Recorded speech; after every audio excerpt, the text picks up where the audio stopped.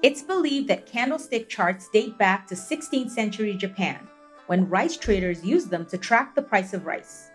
In 1991, they began gaining popularity across the Western trading world after a book called Japanese Candlestick Charting Techniques laid out their benefits.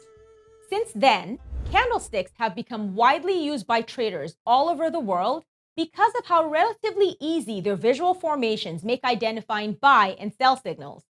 To explain how, we first need to take a closer look at the different components of an individual candlestick. So let's get started. In WebBroker, candlesticks can be green or red and hollow or filled depending on the price change.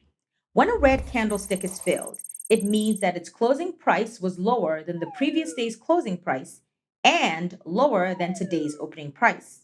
When it's hollow, it means that its closing price was lower than the previous day's closing price, but higher than today's opening price. Green candlesticks follow the same formula. When a green candlestick is filled, it means that its closing price was higher than the previous day's closing price, but lower than today's opening price.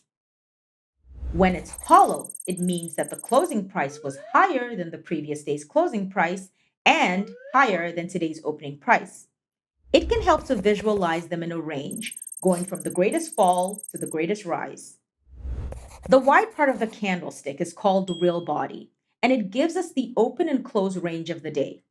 When the candlestick is hollow, the lower limit of the real body tells us the price at which the stock opened, and the upper limit tells us the price at which it closed. When the candlestick is filled, the upper limit of the real body indicates the open, and the lower limit the close.